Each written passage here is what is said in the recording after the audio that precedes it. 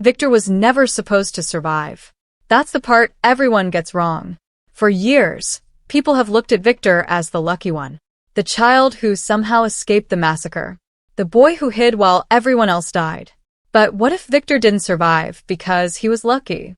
What if the town made a choice? What if Fromville looked at that terrified child in the root cellar and decided to keep him alive? And now, after more than 40 years, what if that purpose is finally over? Because if you look closely, the signs are everywhere. The peaches are gone. The boy in white has moved on. Ethan is here. And Victor is changing, breaking, remembering things he buried for decades. That's not random. In this town, nothing is random. And if the town kept Victor alive on purpose, then the scariest question isn't why. It's what happens when the town no longer needs him. For more than 40 years, Victor has been the one constant in a place where nobody lasts. People arrive. People die. Entire groups get wiped out. But Victor stayed. Season after season, the show kept treating him like a mystery but never fully explained the biggest part of that mystery. How did he survive alone for so long? Think about that carefully. Not for a week. Not for a month. For decades. A child. Alone. In a place where monsters hunt every night.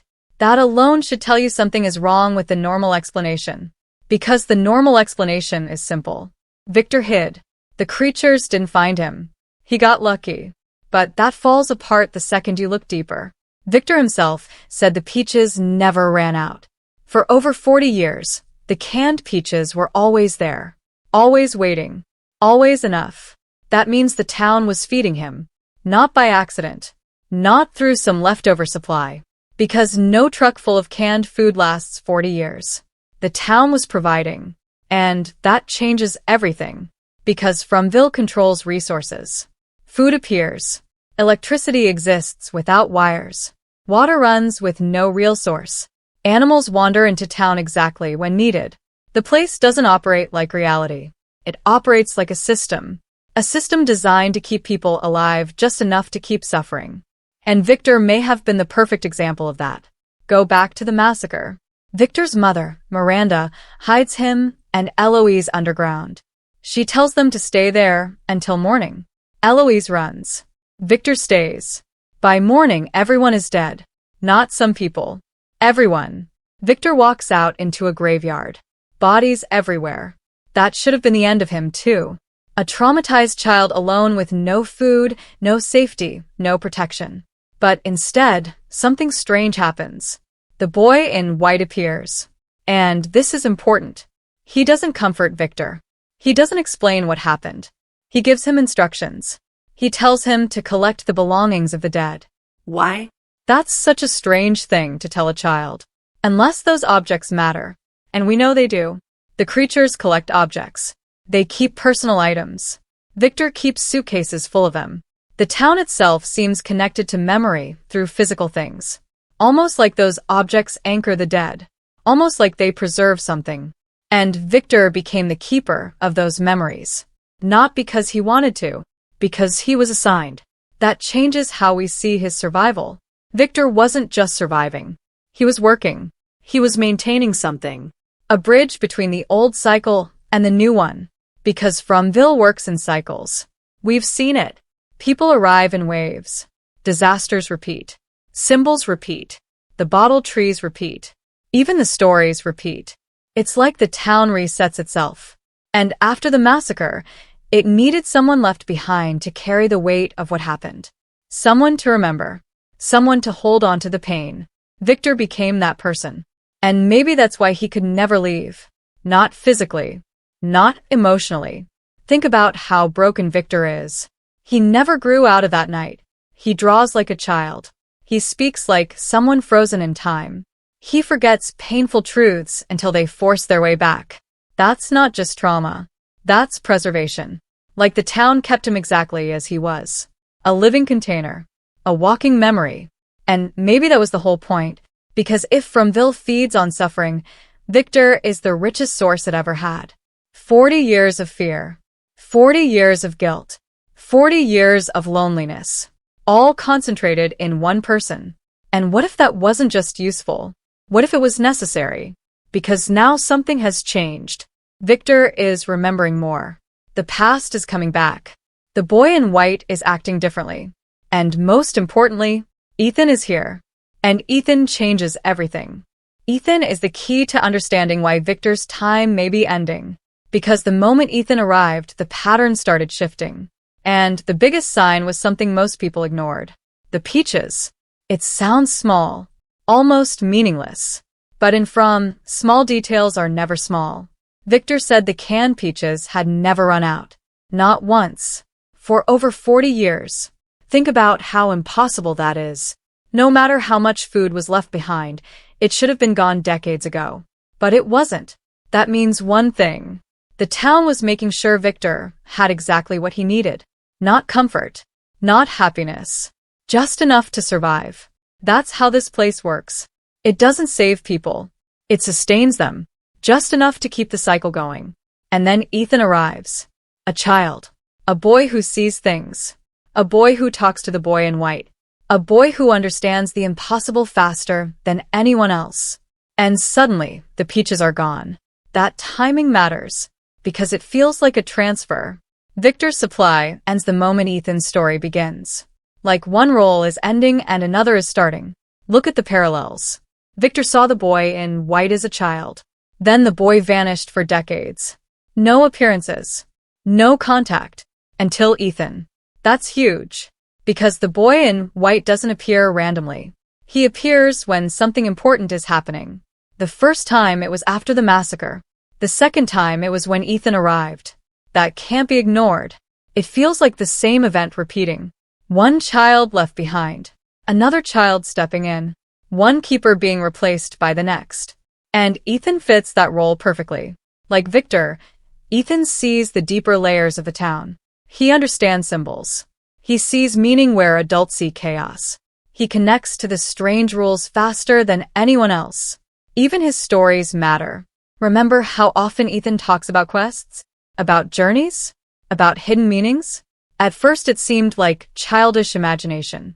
But in Fromville, imagination has power. Stories become maps. Fear becomes reality. And children seem closer to the truth than adults. Victor was like that once. Now Ethan is. That's not coincidence. That's succession. And if that's true, then Victor's purpose is over. But that creates a terrifying problem. Because people in this town don't just get released when their purpose ends. They get consumed. Look at every person who stopped serving the system. They died. Sometimes brutally. Sometimes strategically. Always at the exact moment their role was finished. Father Katri. Tom. Tianchin. Even Jim. Each death pushed the story forward. The town uses people until it doesn't need them. So, ask yourself, what happens to Victor now? Because he's becoming unstable. His memories are breaking through. He remembered Eloise. That's massive. For decades, he buried her existence. Why remember now? Why now, after all this time? Because maybe the town no longer needs him to stay frozen. Maybe the lock on his mind is coming off because his function is complete. That's terrifying. Because if Victor remembers everything, he may finally understand why he was spared. And if he understands that, he becomes dangerous. Not to the people, to the town. Victor holds more history than anyone alive. He has seen the beginning of this cycle. He knows things even he doesn't realize he knows. His drawings alone might be the map to everything. That's why his memories matter. And that's why the town may be done protecting him. Because protection and usefulness have always been the same thing in Fromville. The moment usefulness ends, protection ends too. And there's another darker layer. What if Victor wasn't just being kept alive to remember? What if he was being kept alive to contain something? Think about how much fear Victor carries. Not normal fear. Ancient fear. The kind built over decades. Fear of the creatures. Fear of the tunnels. Fear of what happened to his mother. And above all, fear of the man in yellow. That fear has been growing for 40 years. And in this town, fear doesn't disappear. It transforms. It becomes real. We've seen it happen before. Which means Victor may be carrying something inside him far worse than trauma. He may be carrying a weapon. or a doorway. And if the town is finished with him, it may finally be ready to open it. And this is where Victor's story becomes more terrifying than anything else in From. Because if the town kept him alive for 40 years, it wasn't out of mercy. It was investment. Everything Victor suffered may have been building toward one final purpose. Think about it.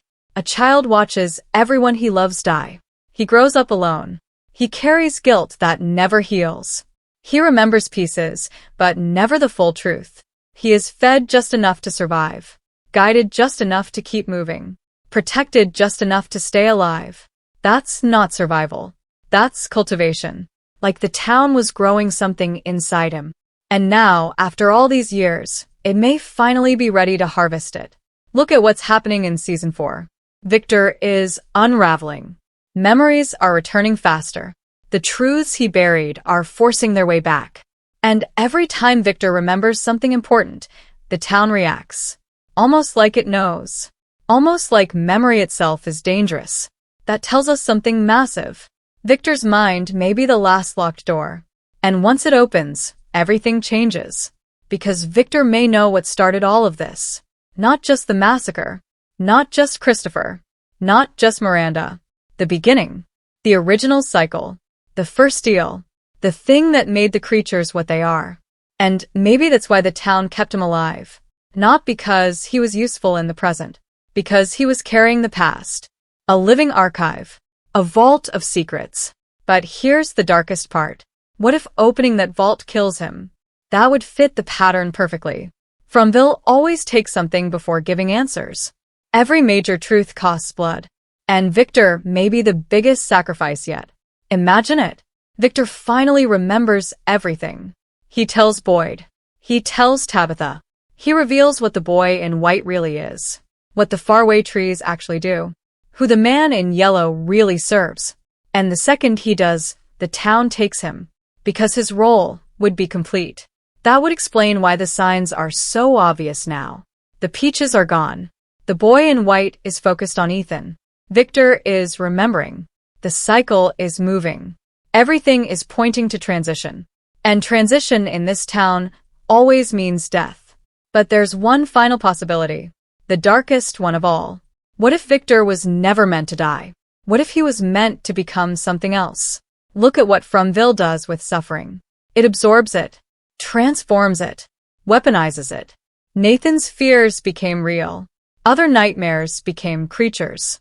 So, what happens when you take 40 years of one person's fear, guilt, pain, and memory? What do you create? Something powerful. Something ancient. Something alive. Victor may not be heading toward death. He may be heading toward transformation. And if that happens, he could become the next major force in the town. Not a victim. Not a survivor. A part of the system itself. That would be the cruelest ending possible. A child kept alive by horror for 40 years, only to become horror. And honestly, that feels exactly like something From would do. Because this show has never been about escape. It's about cycles. Pain repeating itself. People becoming the very thing they fear. And Victor has always been at the center of that. Not by chance. By design. That's why the town protected him. That's why it fed him. That's why it isolated him. And now, that protection is gone. The real question isn't whether Victor survives Season 4. It's what version of Victor survives it. The broken man we know? The truth holder the town has been hiding? Or something far worse? Because one thing is clear now. The town kept Victor alive on purpose. And whatever that purpose was, it's ending.